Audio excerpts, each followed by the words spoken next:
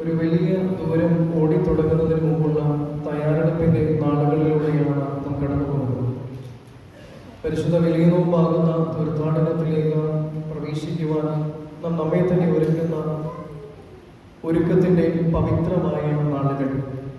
സഭയെന്നാകെ രക്ഷയുടെ നിർവഹണം തേടിയുള്ള ആ ഒരു യാത്രയിലേക്ക്, തീർത്ഥാടനത്തിലേക്ക് പ്രവേശിക്കുമ്പോൾ സഭയെന്നത് കേവലം ജീവനോടെ ഇരിക്കുന്ന നമ്മൾ മാത്രമല്ല, മറിച്ച് ജീവനോടെ ഇരിക്കുന്നവരും വാങ്ങിപ്പോയവരും ഒരുമിച്ച് ചേർന്ന് ദൈവത്തെ സ്തുതിക്കുന്ന ഒരു അനുഭവമാണ് എന്ന് തിരിച്ചറിവിൽ പരിശുദ്ധ വലിയ നോമ്പിലേക്ക് പ്രവേശിക്കുന്നതിന് മുമ്പ് നമ്മുടെ വാങ്ങിപ്പോയ സകല മാതാപിതാക്കന്മാരെ ഓർക്കുകയും അവർക്ക് വേണ്ടി പ്രാർത്ഥിക്കുകയും ചെയ്യുന്ന ആ നീതി ഞായറാഴ്ചയിലേക്കാണ് ഞാൻ നിങ്ങളും ഇന്ന് ഈ ദേവാലയത്തിലേക്ക് കടന്നു വന്നിരിക്കുന്നത്.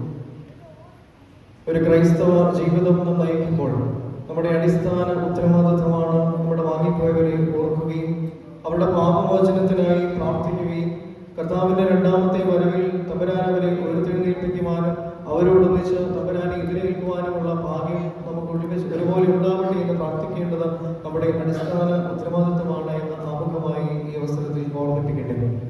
അച്ഛൻ ഓർമ്മിപ്പിച്ചതുപോലെ വിശുദ്ധ കുർബാനയുടെ പഠന പരമ്പരയുടെ അവസാനത്തെ സെഷനിലേക്കാണ് നമ്മൾ ഇന്ന് കടക്കുന്നത്. കഴിഞ്ഞ ആഴ്ച നമ്മൾ പറഞ്ഞു നിർത്തിയത് ധൂപപ്രാർത്ഥന ശുശ്രൂഷ വരെയുള്ള ആ ഒരു സമയത്തെക്കുറിച്ചാണ്. ധൂപപ്രാർത്ഥനയ്ക്ക് ശേഷം എന്താണ് സംഭവിക്കുന്നത് എന്ന് ഇന്നത്തെ ക്ലാസ്സിലൂടെ പറയുവാനായിട്ടാണ് ആഗ്രഹിക്കുന്നത്. ധൂപപ്രാർത്ഥന ചൊല്ലിക്കൊണ്ടിരിക്കുന്ന അവസരത്തിൽ നമ്മൾ കാണുന്നുണ്ട്, വിശുദ്ധ കുർബാന അർപ്പിക്കുന്ന കാർമ്മികൻ പടിഞ്ഞാറേക്ക് വന്ന ജനത്തിന് അഭിമുഖമായി നിന്നുകൊണ്ട് വിശുദ്ധ കുർബാന അർപ്പിക്കുവാൻ എനിക്ക് വേണ്ടി പ്രാർത്ഥിക്കണമെന്ന് രഹസ്യമായി പറഞ്ഞുകൊണ്ട് തല വണങ്ങുന്ന ഒരു ശുശ്രൂഷയുണ്ട്. അതിനുശേഷം മറ വലിക്കുന്നതാണ് നമ്മൾ കാണുന്നത്. എന്നാൽ എന്തിനാണ് ആ സമയത്ത് മറ വലിക്കുന്നത് എന്ന് ചോദിച്ചാൽ, ധൂപപ്രാർത്ഥനയ്ക്ക് തൊട്ട് മുമ്പുള്ള ശുശ്രൂഷയിലേക്ക് നമ്മളൊന്ന് ചിന്തിക്കണം. കർത്തൃപ്രാർത്ഥനയ്ക്ക് ശേഷം, ആശീർവാദത്തിനും ശേഷം യേശുതമ്പുരാന്റെ തിരുശരീര രക്തങ്ങൾ ഉയർത്തി ആഘോഷിക്കുന്ന ഒരവസരമാണ്. നമ്മൾ അടക്കത്തോടും ഭയത്തോടും നിൽക്കണം എന്ന് പറയുന്ന ആഹ്വാനത്തിന് ശേഷം നടക്കുന്ന ആ ഒരു ശുശ്രൂഷ നമ്മൾ പറയുകയുണ്ടായി. ആ സമയം എന്നത് യേശുതമ്പുരാന്റെ സ്വർഗാരോപണത്തെ നമ്മൾ അനുസ്മരിക്കുന്നുണ്ടായിരുന്നു. അങ്ങനെയെങ്കിൽ ആ സ്വർഗാരോപണത്തിന് ശേഷം, ധൂപപ്രാർത്ഥനയ്ക്ക് ശേഷം ഈ മറ അടയ്ക്കുന്നതാണ്. സ്വർഗാരോപണത്തോടുകൂടി യേശുതമ്പുരാൻ അദൃശ്യനായി എന്ന് നമ്മെ പഠിപ്പിക്കുവാനായിട്ടാണ് ആ സമയത്ത് മറ വലിക്കുന്നത്. മറയിട്ടതിന് ശേഷം അകത്ത് എന്താണ് സംഭവിക്കുന്നത് എന്ന് ചോദിച്ചാൽ, വിശുദ്ധ കുർബാന അർപ്പിക്കുന്ന കാർമ്മികൻ ബലിപീഠത്തിന് മുമ്പിൽ മുട്ടുകൊത്തി സാഷ്ടാംഗം പ്രണാമം ചെയ്തുകൊണ്ട് വിശുദ്ധ കുർബാന അനുഭവിക്കുവാനുള്ള യോഗ്യതയ്ക്ക് വേണ്ടി പ്രാർത്ഥിക്കുകയാണ്. ആ സമയത്ത് കാസായിൽ നിന്ന് തിരുശരീര രക്തങ്ങൾ എടുക്കുമ്പോഴുള്ള ഒരു പ്രാർത്ഥന ഇങ്ങനെയാണ്: അതിർത്തികളെ വഹിച്ചിരിക്കുന്നവനെ നിന്നെ ഞാൻ എടുക്കുന്നു, ആഴങ്ങളെ ഭരിക്കുന്നവനെ നിന്നെ ഞാൻ വഹിക്കുന്നു, ദൈവമേ എൻ്റെ വായിൽ നിന്നെ ഞാൻ വെക്കുന്നു. പട്ടക്കാരൻ വിശുദ്ധ കുർബാന അനുഭവിക്കുന്നതിന് മുമ്പുള്ള പ്രാർത്ഥനകളിൽ ഒരു പ്രാർത്ഥന ഇങ്ങനെയാണ്: അതിർത്തികളെ വഹിക്കുന്നവനെ നിന്നെ ഞാൻ എടുക്കുന്നു എന്ന്, ആഴങ്ങളെ ഭരിക്കുന്നവനെ നിന്നെ ഞാൻ വഹിക്കുന്നു എന്നുള്ള അതിമനോഹരമായ ശ്രേഷ്ഠമായ ഒരു പ്രാർത്ഥന. ആ പ്രാർത്ഥനയ്ക്ക് ശേഷം വിശുദ്ധ കുർബാന അർപ്പിക്കുന്ന കാർമ്മികൻ തന്നെ ആദ്യമായി വിശുദ്ധ കുർബാന അനുഭവിക്കുകയാണ്. മർക്കോസിന്റെ മാളികമുറിയിൽ വിശുദ്ധ കുർബാന സ്ഥാപിച്ച ആ ഒരു അവസരത്തിൽ യേശുതമ്പുരാൻ തന്നെയാണ് ആ അപ്പവീഞ്ഞുകൾ ആദ്യമായി അനുഭവിച്ചത് എന്ന പാരമ്പര്യ വിശ്വാസ പ്രകാരമാണ് കാർമ്മികൻ തന്നെ ആദ്യമായി വിശുദ്ധ കുർബാന അനുഭവിക്കുന്നത്. അതിനുശേഷം വിശുദ്ധ കുർബാനയുടെ അതിശ്രേഷ്ഠമായ സുപ്രധാനമായ ഒരു ശുശ്രൂഷയിലേക്ക് നമ്മൾ കടക്കുകയാണ്. വിശുദ്ധ കുർബാനയുടെ ക്ലാസുകൾ ആരംഭിച്ചപ്പോൾ നമ്മൾ പറഞ്ഞു, മർക്കോസിന്റെ മാളികമുറിയിൽ യേശുതമ്പുരാൻ 4 ക്രിയകളാണ് ചെയ്തത്. അപ്പം എടുത്തു, വാഴ്ത്തി, നുറുക്കി. 4ാമതായി അങ്ങനെയെങ്കിൽ വിശുദ്ധ കുർബാന നൽകുന്ന, അനുഭവിക്കുന്ന അവസരമാണ്. ശരിക്കും വിശുദ്ധ കുർബാന അനുഭവത്തിന് 2 രീതികളുണ്ട്. 2 സമയത്തിലാണ് അത് ക്രമീകരിച്ചിരിക്കുന്നത്. എന്നാൽ ഇതിൽ ഏത് സമയമാണ് കൂടുതൽ ശരിയെന്നോ ഏത് സമയമാണ് ഏത് രീതിയാണ് തെറ്റ് എന്ന് നമുക്ക് പറയാൻ കഴിയില്ല. കാരണം ഈ 2 രീതികളും മലങ്കരയിൽ, പ്രത്യേകിച്ച് എല്ലാ പള്ളികളിലും 2 രീതിയിലും നടത്തി വരുന്ന ഒരു രീതിയാണ് നമ്മൾ കാണുന്നത്. ഒന്നാമതായി ട്രഡീഷണലായി നാം കാണുന്ന ഒരു രീതി നമുക്കറിയാം. ധൂപപ്രാർത്ഥനയ്ക്ക് ശേഷം മറ വലിക്കുന്നു. അതിനുശേഷം കാർമ്മികനും ശുശ്രൂഷകരും മദ്ബഹായിന്റെ ഉള്ളിൽ വെച്ച് തന്നെ വിശുദ്ധ കുർബാന അനുഭവിക്കുന്നു. അതിനുശേഷം മറ തുറന്ന് വിശ്വാസികൾക്ക് വിശുദ്ധ കുർബാന നൽകുന്നു. അതിനുശേഷം നാം അട്ടഹസിച്ച് പറയണം എന്നുള്ള ഇടവായനയ്ക്ക് ശേഷം വിശുദ്ധ കുർബാന പടിഞ്ഞാറേക്ക് എഴുന്നള്ളിക്കുന്ന ഒരു ശുശ്രൂഷ നമ്മൾ അനുഷ്ഠിച്ചു പോരുന്നത് ഈ ഒരു ക്രമത്തിലാണ്. എന്നാൽ വേറൊരു രീതി എന്ന് പറയുന്നത് തക്സായിൽ കൊടുത്തിരിക്കുന്ന ഒരു രീതിയുണ്ട്. പലപ്പോഴും അതിന്റെ പ്രാക്ടിക്കാലിറ്റി വെച്ചാണ് നമ്മളിപ്പോൾ ചെയ്തു പോരുന്ന രീതിയിൽ അനുഷ്ഠിക്കുന്നത്. തക്സായിൽ കൊടുത്തിരിക്കുന്ന രീതി എങ്ങനെയാണ് എന്ന് ചോദിച്ചാൽ, വിശുദ്ധ കുർബാന എഴുന്നള്ളിക്കുന്ന അവസരത്തിന്റെ ആ എഴുന്നള്ളിപ്പിന്റെ ഇടയിലാണ് വിശുദ്ധ കുർബാന നൽകുന്നത്. പിതാക്കന്മാർ പഠിപ്പിക്കുന്നതും അത് അങ്ങനെ തന്നെയാണ്. എന്നാൽ നമ്മൾ ചെയ്തു പോരുന്ന അനുഷ്ഠിച്ചു പോരുന്ന ഒരു രീതിയിലാണ് നമ്മൾ അനുഷ്ഠിച്ചു പോകുന്നത്. ഒന്നും തെറ്റാണ്, ഒന്ന് ശരിയാണ് എന്ന് നമുക്ക് പറയുവാൻ കഴിയുകയില്ല. പടിഞ്ഞാറേക്കുള്ള ആഘോഷമായ വരവ് നമുക്കറിയാം. ആ സമയത്ത് ഇടവായന വായിക്കുന്ന ശുശ്രൂഷകാരൻ നമ്മളോട് ആഹ്വാനം ചെയ്യുന്നുണ്ട്, നാം അട്ടഹസിച്ച് പറയണം. അപ്പൊ നമ്മൾ തൃത്വദൈവത്തിലുള്ള വിശ്വാസം നമ്മൾ ഉറക്കെ വിളിച്ച് പ്രഖ്യാപിക്കുമ്പോൾ മറ തുറക്കുകയും ഈ വിശുദ്ധ കുർബാന അർപ്പിച്ച കാർമ്മികൻ തിരിച്ചരി രക്തങ്ങൾ വഹിച്ചുകൊണ്ട് പടിഞ്ഞാറേക്ക് എഴുന്നള്ളി വരികയും ചെയ്യുകയാണ്. ആ സമയത്ത് നമ്മൾ ഓർക്കണം, മറ തുറക്കുന്നതും കുർബാന പടിഞ്ഞാറേക്ക് എഴുന്നള്ളിക്കുന്നതും കർത്താവിന്റെ രണ്ടാമത്തെ വരവിനെ ആ മഹത്വ പ്രത്യക്ഷതയും ഓർമ്മിപ്പിക്കുവാനാണ്. വിശുദ്ധ കുർബാനയുടെ ഓരോ അവസരവും യേശുദമ്പുരാന്റെ മനുഷ്യാവതാര ജീവിതത്തിലെ ഓരോ നിമിഷങ്ങൾ നമ്മൾ അനുസ്മരിക്കുന്നുണ്ട് എങ്കിൽ കർത്തൃപ്രാർത്ഥനയ്ക്ക് ശേഷം കാസാവിലാസങ്ങൾ ഉയർത്തി ആഘോഷിക്കുമ്പോൾ സ്വർഗാരോഹണം നാം അനുസ്മരിച്ച് അതിനുശേഷം മറ അടയ്ക്കുകയാണെങ്കിൽ പിന്നീട് മറ തുറക്കുന്നത് ഇപ്പോൾ നമ്മൾ കാത്തിരിക്കുന്നതും യേശുദമ്പുരാന്റെ രണ്ടാമത്തെ വരവിലേക്കാണ്. അങ്ങനെയെങ്കിൽ വിശുദ്ധ കുർബാന പടിഞ്ഞാറേക്ക് എഴുന്നള്ളിക്കുന്നത് യേശുദമ്പുരാന്റെ രണ്ടാമത്തെ വരവിനെ ആ മഹത്വ പ്രത്യക്ഷതയെ ഓർത്തെടുക്കുകയാണ്. സ്വർഗം തുറന്ന് യേശുദമ്പുരാൻ വാനമേഘങ്ങളിൽ കൂടി കടന്നു വരികയും വാങ്ങിപ്പോയ മൃതന്മാർ ഉയർത്തെഴുന്നേൽക്കുകയും ജീവനോടെ ഇരിക്കുന്നവർ രൂപാന്തരം പ്രാപിക്കുകയും ചെയ്യുന്ന ആ ഒരു ദിവസത്തിന്റെ വിശ്വാസം നമ്മൾ പ്രഖ്യാപിക്കുന്ന ശുശ്രൂഷയാണ്. യേശുദമ്പുരാൻ കടന്നു വരുമ്പോൾ മാനവേക സേനകൾ കൂടെ ഉണ്ടാകുമെന്നുള്ള ആ ഒരു വിശ്വാസത്തിൽ വേദപുസ്തക അടിസ്ഥാനത്തിൽ മർമാസകൾ ആ സമയത്ത് കേൾക്കുന്നുണ്ട്. യേശുദമ്പുരാൻ മടങ്ങി വരുമ്പോൾ കാഹളധ്വനികൾ ഉണ്ടാകുമെന്ന് വേദപുസ്തകത്തിൽ പറയുന്നു. അതിനെ അനുസ്മരിച്ചുകൊണ്ട് പള്ളിമണികളും ചെറുമണികളും ഒക്കെ നമ്മൾ കേൾക്കുന്നുണ്ട്. അതിൻ്റെ ഇടയ്ക്ക് 3 പ്രാർത്ഥനകൾക്ക് ശേഷം നമ്മളൊരു പാട്ട് പാടുന്നു, സ്തുതി ദൈവത്തിന്റെ ഉയരത്തിൽ, അല്ലെങ്കിൽ നാഥ കൃപ ചെയ്തിടണമേ എന്ന്. ശരിക്കും ഈ ഒരു പാട്ടിന് തൊട്ട് മുമ്പാണ് വിശുദ്ധ കുർബാന നൽകുവാനുള്ള, അത് അനുഭവിക്കുവാനുള്ള യഥാർത്ഥമായ സമയം എന്നുള്ളത്. അതിന്റെ പ്രാർത്ഥനകൾ ശ്രദ്ധിച്ചാൽ നമുക്കത് കൃത്യം മനസ്സിലാക്കുവാനായിട്ട് സാധിക്കും. കാരണം വിശുദ്ധ കുർബാന പടിഞ്ഞാറേക്ക് എഴുന്നള്ളിക്കുമ്പോൾ നമ്മൾ കേൾക്കുന്ന പ്രാർത്ഥന ഇങ്ങനെയാണ്: വലിയവരും നമ്മുടെ രക്ഷിതാവുമായ ഈശോമിശിഹായാകുന്ന ദൈവത്തിന്റെ കരുണ ഈ വിശുദ്ധതകൾ വഹിച്ചിരിക്കുന്നവരുടെ മേലും ഇവ നൽകുന്നവരുടെ മേലും അനുഭവിക്കുന്നവരുടെ മേലും പരിശ്രമിച്ച് ഇവയിൽ സംബന്ധിച്ചുള്ളവരും സംബന്ധിക്കുന്നവരുമായ എല്ലാവരുടെ മേലും ഉണ്ടായിരിക്കണമേ എന്ന് നമ്മൾ പ്രാർത്ഥിക്കുമ്പോൾ ഈ പാട്ടിന് ശേഷമുള്ള പ്രാർത്ഥന ഇങ്ങനെയാണ്: ഞങ്ങളുടെ കർത്താവും എന്നേക്കും ഞങ്ങളുടെ ദൈവവുമേ നിനക്ക് സ്തുതി. ഞങ്ങളുടെ കർത്താവായ ഈശോമിശിഹാ, ഞങ്ങൾ ഭക്ഷിച്ച നിന്റെ പരിശുദ്ധ ശരീരവും ഞങ്ങൾ പാനം ചെയ്ത പാപപരിഹാരം നൽകുന്ന നിന്റെ രക്തവും ഞങ്ങൾക്ക് ശിക്ഷയ്ക്കും പ്രതികാരത്തിനുമായി തീരരുതേ. ഈ 2 രീതികളും നമ്മൾ പഠിക്കുമ്പോൾ നമ്മുടെ മനസ്സിലേക്ക് കടന്നു വരേണ്ട ചിന്ത, ഏത് രീതിയിൽ ഏത് സമയത്ത് വിശുദ്ധ കുർബാന അനുഭവിച്ചാലും നമ്മുടെ അടിസ്ഥാന ഉത്തരവാദിത്വം കൃത്യമായ ഒരുക്കത്തോടും വെടിപ്പോടും വിശുദ്ധിയോടും പ്രാർത്ഥനകൾ തികച്ചുകൊണ്ടും എൻ്റെ ദൈവവും എൻ്റെ ദൈവമായ എൻ്റെ രക്ഷിതാവായ കർത്താവിൻ്റെ തിരുശരീര രക്തങ്ങളാണ് ഞാൻ അനുഭവിക്കുന്നത് എന്ന ഉത്തമ ബോധ്യത്തോടുകൂടി വിശുദ്ധിയോടുകൂടി വിശുദ്ധ കുർബാന അനുഭവിക്കുവാനായിട്ട് എനിക്കും നിങ്ങൾക്കും ഇടയാകണം. കാരണം വിശുദ്ധ കുർബാന നാം അനുഭവിക്കുന്നത് നമ്മുടെ രക്ഷയ്ക്ക് വേണ്ടിയിട്ടാണ്. വിശുദ്ധ കുർബാന അനുഭവിക്കുന്ന അല്ലെങ്കിൽ അത് നൽകുന്ന അവസരത്തിൽ പലപ്പോഴും പലരും ഇരിക്കുന്നത് കാണുന്നുണ്ട്. ശരിക്കും അത് അതിശ്രേഷ്ഠമായ സുപ്രധാനമായ ഒരു സമയമായതുകൊണ്ട് തന്നെ പ്രായമായവരും അല്പം ബുദ്ധിമുട്ടുള്ളവരും ഇരിക്കുന്നത് കുഴപ്പമില്ല. എങ്കിൽ പോലും അത് കണ്ട് ചെറുപ്പക്കാരും കുഞ്ഞുങ്ങളും ആ സമയത്ത് ഇരിക്കുവാനായിട്ട് പരിശ്രമിക്കരുത്. കാരണം വിശുദ്ധ കുർബാന യേശുദമ്പുരാന്റെ തിരിച്ചു രക്തങ്ങൾ നമ്മുടെ ഇടയിലേക്ക് കടന്നു വന്ന് നൽകുന്ന ഒരു പവിത്രമായ ശുശ്രൂഷയാണ്. ഞാനത് തുബ്ദേന്റെ സമയത്ത് പറഞ്ഞിട്ടുണ്ടായിരുന്നു. തുബ്ദേന് തൊട്ട് മുമ്പുള്ള പ്രാർത്ഥനയുടെ സമയത്ത് ഇരിക്കരുത്, അത് നമ്മുടെ അപേക്ഷയുടെ പ്രാർത്ഥനയാണ്. തുബ്ദേൻ തുടങ്ങുമ്പോഴേ ഇരിക്കാവൂ എന്ന്. ഞാൻ ഇന്ന് പടിഞ്ഞാറോട്ട് നോക്കിയപ്പോൾ കുറച്ച് പേരൊക്കെ ആ സമയത്ത് നിൽക്കുന്നത് കണ്ടു. എനിക്കപ്പോൾ ഇങ്ങനെയൊക്കെ കാണിക്കണമെന്നുണ്ടായിരുന്നു. പിന്നെ മതമായതുകൊണ്ട് എന്നെ ആ ഒരു ആഗ്രഹത്തെ ഞാൻ മനസ്സിൽ തന്നെ വെച്ചിട്ടുണ്ടായിരുന്നു. അതിനു മുമ്പ് എല്ലാവരും ഇരിക്കുന്നൊരു പതിവായിരുന്നു. എന്നാൽ ക്ലാസ് സ്വല്പമെങ്കിലും ആൾക്കാർ കേൾക്കുന്നതിൽ സന്തോഷം. വിശുദ്ധ കുർബാന അനുഭവിക്കുന്ന അവസരത്തിൽ കുഞ്ഞുങ്ങളും ചെറുപ്പക്കാരും ദയവിൽ ഇരിക്കരുത്. ബുദ്ധിമുട്ടുള്ളവർ ഇരിക്കുന്നതിൽ തെറ്റില്ല. ഇനി ആ സമയത്ത് വിശുദ്ധ കുർബാനയുടെ 2ാം ഭാഗമായ പരസ്യ ശുശ്രൂഷയുടെ 4ാം അധ്യായം അവസാനിക്കുകയും 5ാം അധ്യായം ആരംഭിക്കുകയുമാണ്. വിശുദ്ധ കുർബാനക്രമം നമ്മൾ നോക്കിയാൽ അറിയാം, 5-ാം അധ്യായത്തിന്റെ ബ്രാക്കറ്റിൽ ഇങ്ങനെ എഴുതിയിട്ടുണ്ട് കൃതജ്ഞത പ്രാർത്ഥന എന്ന്. യേശു തമ്പുരാന്റെ തിരുശരീര രക്തങ്ങൾ അനുഭവിക്കുവാനുള്ള ഭാഗ്യം ലഭിച്ചതിൽ ആ സ്വർഗീയമായ വിരുന്നിൽ പങ്കുകാരാകുകയും അത് അനുഭവിക്കുവാനുമുള്ള ക്ഷണം നമുക്ക് നൽകുകയും ഭാഗ്യം നമുക്ക് നൽകുകയും ചെയ്ത പിതാവാം ദൈവത്തോടുള്ള കൃതജ്ഞത പറയുന്ന ഒരു ശുശ്രൂഷയാണ് കൃതജ്ഞത പ്രാർത്ഥന എന്ന് നമ്മൾ മനസ്സിലാക്കണം. ശരിക്കും ആ സമയത്ത് നമ്മൾ ആദ്യം കേൾക്കുന്നത് തല കുനിക്കുവാനുള്ള ആഹ്വാനമാണ്.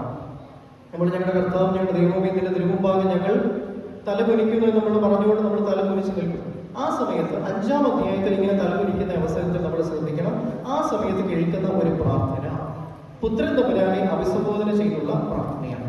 വിശുദ്ധ കുർബാനയിലെ എല്ലാ പ്രാർത്ഥനകളും പിതാവാം ദൈവത്തെ അഭിസംബോധന ചെയ്യുന്നുണ്ട് എങ്കിൽ 5-ാം അധ്യായത്തിൽ ഈ തല കുനിച്ച് നിൽക്കുന്ന അവസരത്തിൽ ചൊല്ലുന്ന പ്രാർത്ഥന മാത്രമാണ് പുത്രൻ തമ്പുരാനെ അഭിസംബോധന ചെയ്തുകൊണ്ട് പ്രാർത്ഥിക്കുന്നത്. ഇതെന്തുകൊണ്ടാണ് എന്ന് ചോദിച്ചാൽ, സ്വർഗസ്ഥ പിതാവിനെ സമീപിക്കുവാനുള്ള മാർഗം ക്രിസ്തു ആയതുകൊണ്ട് പുത്രൻ തമ്പുരാനെ അഭിസംബോധന ചെയ്യുന്ന കൃതജ്ഞത പ്രാർത്ഥന നമ്മൾ നൽകുകയാണ്. അതിനുശേഷം നമ്മൾ അതിനുശേഷം നമ്മൾ എന്താ കേൾക്കുന്നത്? അച്ഛനൊരു പാട്ട് പാടും. ആ പാട്ടിൽ നമ്മൾ എന്താ പറയുന്നത്? കൂത്തോമോ എന്നാണ് പറയുന്നത്. ഈ കൂത്തോമോ എന്ന സുറിയാനി വാക്കിന്റെ അർത്ഥം മുദ്രവെക്കൽ അല്ലെങ്കിൽ ഒപ്പുവെക്കൽ എന്നാണ്. മുദ്രവെക്കൽ അല്ലെങ്കിൽ ഒപ്പുവെക്കൽ, സൈൻ ചെയ്ത് അപ്രൂവ് ചെയ്യുന്ന ഒരു രീതിയാണ്. ശരിക്കും ഈ കൂത്തോമോ പാട്ട് രൂപേണയുണ്ട്, അതായത് ഗദ്യമായിട്ടും പദ്യവും ഗദ്യവും ഉണ്ട്. ഇതെന്തിനാണ് എന്ന് ചോദിച്ചാൽ, വിശുദ്ധ കുർബാനയിലൂടെയും നമ്മുടെ പ്രാർത്ഥനകളിലൂടെയും നമ്മൾ ആവഹിച്ച നമ്മുടെ കൃപകളും അനുഗ്രഹങ്ങളും മുദ്ര വെച്ച് ഒപ്പുവെച്ച് അത് അപ്രൂവ് ചെയ്യുന്നു എന്നുള്ളൊരു തരത്തിലാണ് ആ സമയത്ത് ഈ കൂത്തോമ പ്രാർത്ഥന ചൊല്ലുന്നത്. പിന്നീട് നമ്മുടെ വിശുദ്ധ കുർബാനയിൽ എന്താണ് സംഭവിക്കുന്നത്? അവസാനത്തെ ആശീർവാദമാണ്. പട്ടക്കാരൻ തബലീത്തായി പിടിച്ചുകൊണ്ട് പടിഞ്ഞാറേക്ക് തിരിഞ്ഞു നിന്നുകൊണ്ട് വിശ്വാസികളെ വിശുദ്ധ കുർബാനയിലൂടെ ആവാഹിച്ച അനുഗ്രഹങ്ങൾ അവർക്ക് പകർന്നു നൽകുകയും സമാധാനത്തോടെ പോവുക എന്ന് പറഞ്ഞ് യാത്രാമംഗളങ്ങൾ നേരുകയും പിന്നീട് വിശ്വാസികളുടെ പ്രാർത്ഥനകൾ ആവശ്യപ്പെടുകയും ചെയ്യുന്നതാണ് ഈ അവസാന ആശീർവാദം എന്ന് നമുക്കറിയാം. സ്വർഗീയമായ ആരാധനയിൽ നിന്ന് നമ്മുടെ ലോകത്തിലേക്ക്, നമ്മുടെ ജീവിതത്തിലേക്ക് മടങ്ങിപ്പോകുന്ന അവസരമാണ്. ആ സമയത്താണ് പട്ടക്കാരൻ ഇങ്ങനെ പറയുന്നത്, നിങ്ങൾ സമാധാനത്തോടെ പോവുക. ശരിക്കും ഇതിനെ ഓർത്തഡോക്സിയിൽ പറയുന്നത് ലിറ്റേർജി ആഫ്റ്റർ ലിറ്റേർജി എന്നാണ്. ആരാധനയ്ക്ക് ശേഷമുള്ള ആരാധനയെന്നോ അല്ലെങ്കിൽ ആരാധനയ്ക്ക് അപ്പുറമുള്ള ഒരു ആരാധനയെന്നോ ആണ് സമാധാനത്തോട് പോവുക എന്ന് പറയുന്ന ഈ ഒരു വാക്യം കൊണ്ട്, ഈ ഒരു വാചകം കൊണ്ട് ഉദ്ദേശിക്കുന്നത്. കാരണം അതെന്താണ് എന്ന് ചോദിച്ചാൽ, നമ്മളെ പറഞ്ഞു വിടുന്നത് നമ്മുടെ വീട്ടിൽ കിടന്നുറങ്ങുവാനോ നമ്മുടെ കാര്യങ്ങൾ നോക്കുവാനോ മാത്രമല്ല, മറിച്ച് നമ്മളെ സമാധാനത്തോട് പറഞ്ഞയക്കുന്നത് കർത്തൃശരീരങ്ങൾ അനുഭവിച്ചതിലൂടെ നമ്മൾ നേടിയ കൃപകളും അനുഗ്രഹങ്ങളും പരിശുദ്ധാത്മ ഫലങ്ങളും സമൃദ്ധമായി നമ്മുടെ ജീവിതത്തിലും നമ്മുടെ ജീവിത സാഹചര്യങ്ങളിലും പ്രതിഫലിപ്പിക്കുവാനുള്ള അവസരത്തിലേക്കാണ്. അതുകൊണ്ടാണ് അതിനെ ആരാധനയ്ക്ക് ശേഷമുള്ള ആരാധന എന്ന് പറയുന്നത്. അതുകൊണ്ടാണ് orthodoxy is a way of life എന്ന് പറയുന്നത്. ഓർത്തഡോക്സി എന്ന് പറയുന്നത് ഒരു ജീവിത രീതിയാണ്. നമുക്ക് ലഭിച്ചിട്ടുള്ള അനുഗ്രഹങ്ങൾ മറ്റുള്ളവർക്ക് പകർന്നു നൽകുവാനും അത് നമ്മുടെ ജീവിതത്തിൽ പ്രതിഫലിപ്പിക്കുവാനുമാണ് സമാധാനത്തോട് പോവുക എന്ന് പറഞ്ഞുകൊണ്ട് നമ്മളെ പറഞ്ഞയക്കുന്നത്. 34-ാം സങ്കീർത്തനത്തിൽ നമ്മൾ വായിക്കുന്നത് പോലെ, യഹോവ നല്ലവനെന്ന് രുചിച്ചറിയുകയും ദോഷം ചെയ്യാതെ തന്നെ നാവിനെയും വ്യാജം പറയാതെ തന്നെ അതിർത്തിയും കാത്തുകൊള്ളുക, ദോഷം വിട്ടകന്ന് ഗുണം ചെയ്യുക, സമാധാനം അന്വേഷിച്ച് പിന്തുടരുക. കർത്തൃശരീരങ്ങൾ നമ്മൾ രുചിച്ചറിഞ്ഞിട്ടുണ്ടെങ്കിൽ അതിനുശേഷം അതിന്റെ ഒരു മാറ്റം നമ്മുടെ ജീവിതത്തിൽ ഉണ്ടാവണം. വീണ്ടും പഴയപടി പോവുകയല്ല, അതിന് ഒരു മാറ്റം, ഒരു രൂപാന്തരം ഉണ്ടാകണം. ഇതിനോട് ചേർത്ത് വെച്ച് ഞാനത് പ്രിപ്പയർ ചെയ്തല്ലെങ്കിൽ പോലും ഞാൻ ഓർമ്മയിൽ നിന്ന് പറയുന്ന ഒരു ഈവാനിയോസ് പിതാവിന്റെ ഒരു സ്റ്റേറ്റ്മെന്റ് ഉണ്ട്. സഭാപിതാവായ ഈവാനിയോസ് ഇങ്ങനെ പറഞ്ഞിട്ടുണ്ട്, വിശുദ്ധ കുർബാന അനുഭവിച്ചതിന് ശേഷം ഓടിപ്പോകുന്നവർ മർക്കോസിന്റെ മാളികയിൽ നിന്നും ഇരുട്ടിലേക്ക് ഓടിപ്പോയ യൂദായോട് തുല്യരാണ് എന്ന്. അത് ഓർമ്മിപ്പിക്കുന്നത് എത്ര മാത്രമേ ഉള്ളൂ. വിശുദ്ധ കുർബാന അനുഭവിച്ചതിന് ശേഷം സ്തുതിസ്തോത്രങ്ങൾ അർപ്പിക്കുവാൻ ഈ കൃതജ്ഞ പ്രാർത്ഥനയിൽ നമ്മൾ സമ്മതിക്കണം. അതിനുശേഷം നമ്മുടെ ജീവിതത്തിൽ ഒരു രൂപാന്തരണം ഉണ്ടാകണം. കാരണം വിശുദ്ധ കുർബാന നമ്മൾ അനുഭവിച്ചത് നമ്മുടെ രക്ഷയ്ക്കായിട്ടാണ്, അത് ശാപത്തിനായിട്ട് ആയിപ്പോകരുത്. വിശുദ്ധ കുർബാന നമ്മൾ അനുഭവിച്ചത് കർത്താവിന്റെ രണ്ടാമത്തെ വരവിൽ നിത്യമായ വാസത്തിലേക്ക് നമ്മെ ചേർക്കുവാൻ വേണ്ടിയാണ് എങ്കിൽ ഒരിക്കലും അത് മറ്റൊരു തലത്തിലേക്ക് മാറിപ്പോകരുത്. വിശുദ്ധ കുർബാനയുടെ രണ്ടാം ഭാഗം ഇവിടെ അവസാനിക്കുകയാണ്. വിശുദ്ധ കുർബാനയ്ക്ക് എത്ര ഭാഗങ്ങളുണ്ട് എന്നാണ് നമ്മൾ പറഞ്ഞത്? 3 ഭാഗങ്ങളുണ്ട് എന്ന് പറയുന്നത്. രഹസ്യമായി നടത്തുന്ന ഒരുക്ക ശുശ്രൂഷയെ തൂയോമോ എന്നും, പരസ്യമായി നടത്തുന്ന ശുശ്രൂഷ അനോഫോറ എന്നും. ആ അനോഫോറ അതായത് പരസ്യ ശുശ്രൂഷ രണ്ട് ഭാഗങ്ങളായി തിരിക്കുന്നുണ്ട്. യാചിക്കേണ്ട സമയം വരെയുള്ളത് സ്നാനാർത്ഥികളുടെ ക്രമമെന്നും ലിറ്റേർജി ഓഫ് ദ വേർഡ് എന്നും, അതിനുശേഷമായിട്ടുള്ളത് ലിറ്റേർജി ഓഫ് ദ ബ്രെഡ് അപ്പത്തിന്റെ ശുശ്രൂഷ എന്നും വിശ്വാസികളുടെ ക്രമമെന്നും നമ്മൾ പഠിച്ചു. ഇനി മൂന്നാമത്തെ ശുശ്രൂഷ രഹസ്യമായി നടക്കുന്ന വിശുദ്ധ കുർബാന അനന്തര ശുശ്രൂഷയാണ്. അതിനെ ഇംഗ്ലീഷിൽ പോസ്റ്റ് കമ്മ്യൂണിയൻ എന്നാണ് പറയുന്നത്. കമ്മ്യൂണിയന് ശേഷം വിശുദ്ധ കുർബാന അനുഭവത്തിന് ശേഷം കുർബാന അനന്തര ശുശ്രൂഷ അത് രഹസ്യമായി നടക്കുകയാണ്. ഇന്ന് നമ്മൾ യേശുക്രിസ്തുവിന്റെ കൽപ്പന കേട്ടുകൊണ്ടിരുന്ന അവസരത്തിൽ അകത്ത് നടന്ന ശുശ്രൂഷയും ഇത് തന്നെയാണ്, കുർബാന അനന്തര ശുശ്രൂഷ. രഹസ്യമായി നടക്കുന്ന ശുശ്രൂഷയിൽ ശരിക്കും 3 കാര്യങ്ങളാണ് സംഭവിക്കുന്നത്. ഒന്നാമതായി ബലിപീഠത്തിൽ കാർമ്മികൻ മുട്ടുകുത്തി പ്രാർത്ഥിക്കുകയാണ്. ബലിപീഠത്തിൽ കാർമ്മികൻ മുട്ടുകുത്തി 2 പ്രാർത്ഥനകൾ നടത്തുന്നുണ്ട്. ഒന്നാമതായി വാങ്ങിപ്പോയവരെ ഓർത്തുകൊണ്ട് പരിശുദ്ധന്മാർക്ക് വേണ്ടി നമ്മൾ പ്രാർത്ഥിക്കുന്നു. വാങ്ങിപ്പോയവർക്ക് വേണ്ടി പരിശുദ്ധന്മാരെ ഓർത്തുള്ള ഒന്നാമത്തെ പ്രാർത്ഥനയും, രണ്ടാമത്തെ പ്രാർത്ഥന വിശുദ്ധ കുർബാന അനുഭവിച്ച ഒരുങ്ങി വന്ന വിശ്വാസികൾക്ക് വേണ്ടിയുള്ള പ്രാർത്ഥനയാണ്. മാത്രമല്ല മുട്ടുകുത്തിയതുകൊണ്ട് നമ്മൾ വിശുദ്ധ കുർബാനയ്ക്ക് നൽകിയ പേരുകൾ ഒന്നുകൂടി അവസാനമായി ഓർത്ത് പ്രാർത്ഥിക്കുന്നുണ്ട്. രണ്ടാമതായി നടക്കുന്നത് പദവിയിൽ കയറി നിന്നുകൊണ്ടുള്ള പ്രാർത്ഥനയും കർമ്മങ്ങളുമാണ്. പദവിയിൽ കയറി നിന്നുകൊണ്ട് ക്രോസിന് താഴെയുള്ള സ്റ്റെപ്പാണ് നമ്മൾ പറഞ്ഞത്. ആ പദവിയിൽ കയറി നിന്നുകൊണ്ട് പട്ടക്കാരൻ സങ്കീർത്തനങ്ങളും പ്രാർത്ഥനകളും ചൊല്ലിക്കൊണ്ട് ഈ കാസാവിലാസകൾ കാർമ്മികൻ തന്നെ അത് കഴുകിയ വെള്ളം കാർമ്മികൻ തന്നെ കുടിക്കുകയും അതൊരു തുള്ളി പോലും പാഴാക്കാതെ അത് കാർമ്മികൻ തന്നെ കുടിക്കുകയും അത് തുടച്ച് വൃത്തിയാക്കി കാർമ്മികൻ തന്നെ കാസാവിലാസകൾ മാറ്റി വെക്കുകയും ചെയ്യുന്നതാണ് രണ്ടാമത്തെ ഒരു കർമ്മം എന്ന് പറയുന്നത്. മൂന്നാമത്തേത് വിട ചൊല്ലുന്ന ഹൃദയസ്പർശിയായ ശുശ്രൂഷയാണ്. ഒന്നാമത്തേത് മുട്ടുകുത്തിയുള്ള പ്രാർത്ഥനയാണെങ്കിൽ രണ്ടാമത്തേത് അത് തുടച്ച് വെക്കുന്ന വരെയുള്ള സങ്കീർത്തനങ്ങളും പ്രാർത്ഥനകളും. മൂന്നാമതായി വിട ചൊല്ലുന്ന ശുശ്രൂഷ. കുർബാന അർപ്പിക്കുന്ന കാർമ്മികൻ ത്രോണസിന്റെ മധ്യയിൽ മുട്ടുകുത്തി നിന്നുകൊണ്ട് അല്ലെങ്കിൽ ത്രോണസിന്റെ മധ്യയിൽ മുത്തിക്കൊണ്ട് ചൊല്ലുന്ന ഒരു പ്രാർത്ഥനയാണ്. അതിലൊരു പ്രാർത്ഥന വളരെ ഹൃദയസ്പർശിയായിട്ട് നമ്മൾ ഇങ്ങനെ ചൊല്ലുന്നുണ്ട്. രഹസ്യമായ പട്ടക്കാരൻ ചൊല്ലുന്ന പ്രാർത്ഥനയാണ്: കർത്താവിന്റെ പരിശുദ്ധവും ദിവ്യവുമായ ബലിപീഠമേ, സമാധാനത്തോടെ വസിക്കാം. ഇനി ഈ സന്നിധിയിലേക്ക് ഞാൻ വരുമോ ഇല്ലയോ എന്നെനിക്ക് നിശ്ചയമില്ല. സ്വർഗീയ കടിഞ്ഞൂലുകളുടെ സഭയിൽ വെച്ച് നിന്നെ കാണുവാൻ കർത്താവ് എന്നെ യോഗ്യനാക്കട്ടെ. ഈ പ്രത്യാശയിൽ ഞാൻ ശരണപ്പെടുന്നു. ഇങ്ങനെ പറഞ്ഞുകൊണ്ട് ത്രോണോസിന്റെ മധ്യത്തിൽ ഒത്തുകയും തുടർന്ന് മറ്റ് പ്രാർത്ഥനകൾ ചൊല്ലിക്കൊണ്ട് ത്രോണോസിന് പ്രദക്ഷിണം വയ്ക്കുന്നതും ചെയ്യുന്നതോടുകൂടി വിശുദ്ധ കുർബാന അവസാനിക്കുകയാണ്. വിശുദ്ധ കുർബാനയുടെ ശുശ്രൂഷകൾ പൂർത്തിയാവുകയാണ്. ശരിക്കും ഈ ഒരു പ്രാർത്ഥന നമ്മളെ ഓർമ്മിപ്പിക്കുന്ന ഒരു കാര്യമുണ്ട്. പട്ടക്കാരൻ മാത്രമല്ല, വിശുദ്ധ കുർബാനയ്ക്കായി ഒരുങ്ങി വരുന്ന നമ്മളെല്ലാവരും നമ്മുടെ ജീവിതത്തിൽ വിശുദ്ധ കുർബാന ആദ്യമായി അനുഭവിക്കുന്നു എന്നുള്ള ഒരു മനോഭാവത്തിൽ ഇനിയും ഒരു അവസരമുണ്ടോ ഇല്ലയോ എന്നുള്ള നിശ്ചയമില്ല എന്നൊരു ബോധ്യത്തോടു കൂടിയാണ് വിശുദ്ധ കുർബാനയിൽ പങ്കുകൊള്ളുവാൻ നാം കടന്നു വരുന്നത് എങ്കിൽ ഓരോ വിശുദ്ധ ബലിയും നമ്മുടെ ജീവിതത്തിൽ അനുഗ്രഹപ്രദമായി മാറും എന്നതിൽ യാതൊരു തർക്കവുമില്ല. വിശുദ്ധ കുർബാന ശുശ്രൂഷ ഇവിടെ പൂർത്തിയാകുന്നത്. പിന്നീട് കൈമുട്ടി പോകുന്ന ഒരു പാരമ്പര്യമാണ് നമുക്കുള്ളത്. പലപ്പോഴും ആരുടെയെങ്കിലും ഒക്കെ വിദ്വേഷത്തെ പ്രമാണിച്ച് കൈമുത്താതെ ഓടിപ്പോകുന്ന പലരെയും നമ്മൾ കണ്ടിട്ടുണ്ട്. എന്നാൽ അവിടെ നാം മനസ്സിലാക്കേണ്ടത് ഒരിക്കലും അച്ഛന്റെ കയ്യിൽ നമ്മൾ മുത്തുന്നത് യേശുതമ്പുരാന്റെ തിരുശരീര രക്തങ്ങൾ വഹിച്ച കരങ്ങളാണ് നമ്മൾ മുത്തുന്നത്. യേശുതമ്പുരാന്റെ തിരുശരീര രക്തങ്ങൾ വഹിച്ച ആ കരങ്ങളിലൂടെ, ആ കരങ്ങൾ വഹിച്ച സ്ലീബായിലൂടെ അനുഗ്രഹങ്ങൾ പ്രാപിച്ച് വീണം നമ്മുടെ സ്വഭാവനങ്ങളിലേക്ക് നമ്മൾ മടങ്ങിപ്പോകുന്നു. അതാണ് സമാധാനത്തോടെ പോവുക എന്നുള്ള ആശംസയിലൂടെ കാർമ്മികൻ നമ്മളെ ഓർമ്മിപ്പിക്കുന്നത്. ഇന്നത്തെ വിശുദ്ധ കുർബാനയുടെ ക്ലാസ്സിലൂടെ പറയുവാൻ ശ്രമിച്ചത് വിശുദ്ധ കുർബാനയുടെ 2ാം ശുശ്രൂഷയുടെ 5ാം അധ്യായവും അതോടൊപ്പം 3ാം ശുശ്രൂഷ 3ാം ക്രമവും വരെയുള്ള കാര്യങ്ങളാണ്. ഉക്രിയന് ശേഷം മറ അടയ്ക്കുന്നത് സ്വർഗാരോഹണത്തിന് ശേഷം അദൃശ്യനായ ക്രിസ്തുവിനെ കാണിക്കുന്നുവെന്നും അതിനുശേഷം പടിഞ്ഞാറേക്കുള്ള എഴുന്നള്ളിപ്പ് കർത്താവിന്റെ 2ാമത്തെ വരമാണ് എന്നും അതിനുശേഷം കുർബാന അനന്തര ശുശ്രൂഷയെ കുറിച്ചൊക്കെയാണ് നമ്മൾ പറയുകയുണ്ടായത്. ഈ ഒരു ക്ലാസ്സോടുകൂടി വിശുദ്ധ കുർബാനയുടെ പഠന പരമ്പര അവസാനിക്കുന്നു എങ്കിൽ പോലും ഈ ഒരു പഠനത്തിന്റെ ബോധ്യം നമ്മുടെ ജീവിതത്തിൽ തുടർന്നുള്ള വിശുദ്ധ കുർബാന പങ്കുചേരുന്ന ഓരോ അവസരങ്ങളിലും നമ്മളെ ഭരിക്കട്ടെ എന്ന് ഞാൻ ആശംസിക്കുകയാണ്. ഈ പള്ളിയിലേക്ക് വന്ന അവസരത്തിൽ അച്ഛൻ എന്നെ ആദ്യമായി ഏൽപ്പിച്ച ദൗത്യവും ഇതായിരുന്നു: വിശുദ്ധ കുർബാനയെ പറ്റി ഒരു ക്ലാസ് എടുക്കണമെന്ന്. എന്നോട് പറഞ്ഞപ്പോഴും ഒരുപക്ഷെ നിങ്ങളോട് പറഞ്ഞപ്പോൾ നിങ്ങൾ കേട്ടതും ഒരുപക്ഷെ നമ്മുടെ മനസ്സിലേക്ക് വന്നൊരു ചോദ്യമാകാം: വിശുദ്ധ കുർബാനയെ പറ്റി ഇനി എന്താണ് കൂടുതൽ അറിയുവാനുള്ളത്? എന്നാൽ ഓരോ തവണ ഇതിനു വേണ്ടി പ്രിപ്പയർ ചെയ്യുമ്പോഴും അരമണിക്കൂർ അല്ലെങ്കിൽ 25 മിനിറ്റ് ഇതിനു വേണ്ടി ക്ലാസ് എടുക്കണമെങ്കിൽ ഞാനൊരു കുറഞ്ഞതൊരു 4 മണിക്കൂർ 4 മണിക്കൂറെങ്കിലും ഇതിന് പുറകെ ഇരുന്നെങ്കിൽ മാത്രമേ പറ്റുകയുള്ളൂ. ഒരാഴ്ചത്തെ അധ്വാനമാണ് 25 മിനിറ്റിൽ ഞാനിങ്ങനെ സംക്ഷിപ്തമായി അവതരിപ്പിക്കുവാൻ ശ്രമിക്കുന്നത്.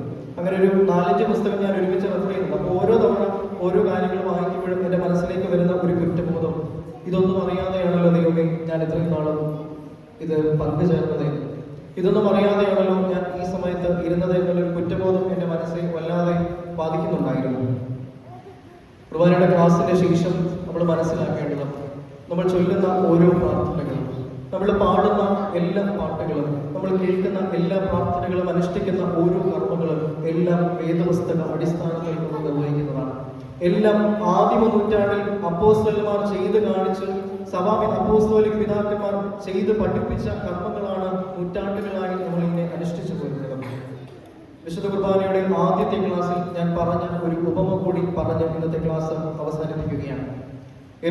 യെരുശലേമിൽ നിന്നും എറിഹോവിലേക്ക് യാത്ര ചെയ്ത ആ മനുഷ്യൻ, ആ യാത്രയ്ക്ക് മധ്യേ കള്ളന്മാർ വന്ന് അവനെ ആക്രമിക്കുകയും മുറിവേൽപ്പിച്ച് അവനെ വഴിയരികിൽ ഉപേക്ഷിക്കുകയും ഒക്കെ ചെയ്യുന്നത്. അതിലെ പോയ ആരും അവനെ തിരിഞ്ഞു നോക്കാതെ ഇരിക്കുമ്പോൾ ആ ദേശക്കാരനല്ലാത്ത ഒരുവൻ വന്ന് അവനെ എടുത്ത് അവന്റെ മുറിവുകൾ വെച്ച് കെട്ടി അവനെ സത്രത്തിലേക്ക് വഴിയമ്പലത്തിൽ കൊണ്ടാക്കി 2 നാണയങ്ങൾ ഏൽപ്പിച്ചിട്ട് പറയുന്നു, ഇനിയും ഞാൻ മടങ്ങി വരുമ്പോൾ ബാക്കി ചെയ്തോളൂ. അങ്ങനെയെങ്കിൽ അത് നമ്മുടെ ജീവിതത്തോട് ചേർത്ത് വെച്ച് ചിന്തിക്കുമ്പോൾ ദൈവഭവനമാകുന്ന യെരുശലേമിൽ നിന്ന് ആഗ്രഹങ്ങളുടെ താക്ഷയായ യെരിഹോവിലേക്ക് യാത്ര ചെയ്തത് നമ്മളൊക്കെ തന്നെയാണ്. നമ്മുടെ ജീവിതത്തിന്റെ ആഗ്രഹങ്ങളും നമ്മുടെ ജീവിതത്തിന്റെ പ്രവൃത്തികളും നമ്മളെ വല്ലാതെ മുറിവേൽപ്പിച്ചിട്ടുണ്ട്. അങ്ങനെ വരുമ്പോൾ യേശുദമ്പുരാൻ സ്വർഗത്തിൽ നിന്ന് ഇറങ്ങി വന്ന് നമ്മുടെ മുറിവുകൾ വെച്ച് കെട്ടി നമ്മളെ സമയാകുന്ന വഴിയമ്പലത്തിൽ കൊണ്ടാക്കി 2 നാണയങ്ങൾ നമുക്ക് നൽകി, കർത്താവിന്റെ തിരുശരീരവും തിരുരക്തവും. എന്നിട്ട് പറയുന്നു, എന്റെ ഓർമ്മയ്ക്കായി നിങ്ങളിത് ചെയ്യുവീൻ. എന്നിട്ട് പറയുന്നു, ഞാൻ 2ാമത് മടങ്ങി വരുമ്പോൾ ബാക്കി ചെയ്തു കൊള്ളാം.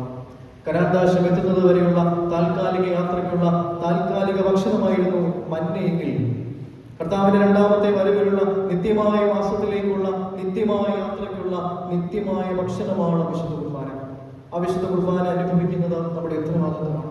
ആ വിശുദ്ധ കുർബാന കൃത്യമായ ഒരുക്കത്തോടും വിശുദ്ധിയോടും വെടിപ്പോടും അനുഭവിക്കേണ്ടത് നമ്മുടെ കടമയാണ്. വിശുദ്ധ കുർബാനയെ പറ്റിയുള്ള ക്ലാസ്സുകൾ ഞാൻ പറഞ്ഞ് അവസാനിപ്പിക്കുകയാണ്. വിശുദ്ധ കുർബാനയ്ക്ക് ഒരു നിർവചനം നൽകുവാൻ സാധിക്കുമോ എന്ന് എന്നോട് ചോദിച്ചാൽ, ഇത്രയും ക്ലാസ്സുകൾ പ്രിപ്പയർ ചെയ്തതിന്റെ മൊത്തത്തിൽ എനിക്ക് ഇങ്ങനൊരു വാചകമാണ് ഓർമ്മ വരുന്നത്. കർത്താവിന്റെ 2ാമത്തെ വരവിൽ തമ്പുരാനിലേക്ക് നമ്മെ ചേർക്കുന്ന യേശു തമ്പുരാന്റെ മനുഷ്യാവതാര ജീവിതത്തിലൂടെയുള്ള ഒരു ധ്യാനയാത്രയാണ് വിശുദ്ധ കുർബാന. കൃത്യമായ ഒരുക്കത്തോടും വെടിപ്പോടും വിശുദ്ധിയോടും കൂടി വിശുദ്ധ കുർബാന അനുഭവിക്കുവാനും ആ അനുഗ്രഹങ്ങളെ നമ്മുടെ ജീവിതത്തിലേക്ക് ദൈവത്തിലേക്ക് കൊണ്ടുവരുവാനും അനുഗ്രഹങ്ങളെ മറ്റുള്ളവരിലേക്ക് പകർന്നു നൽകുവാനും നമുക്കിടയാകട്ടെ എന്ന് പ്രാർത്ഥിച്ചുകൊണ്ട് എൻ്റെ വാക്കുകൾ അവസാനിപ്പിക്കട്ടെ. ഒരു കാര്യം കൂടി ഓർമ്മിപ്പിക്കട്ടെ. ഈ ക്ലാസ്സുകൾ ആരംഭിച്ചപ്പോൾ അച്ഛൻ ഓർമ്മിപ്പിച്ചൊരു കാര്യമുണ്ടായി. ക്ലാസ്സുകൾക്ക് ശേഷം ഒരു ക്വിസ് പ്രോഗ്രാം ഉണ്ടായിരിക്കുമെന്നാണ് പറഞ്ഞത്. അതിനുള്ള സമയമായിട്ടുണ്ട്. വിശുദ്ധ കുർബാനയുടെ ക്ലാസ്സുകൾ ഒരു 20-25 മിനിറ്റിന്റെ ഒരു 7-8 സെഷനായിട്ടാണ് നമ്മൾ പ്രസന്റ് ചെയ്യുന്നത്.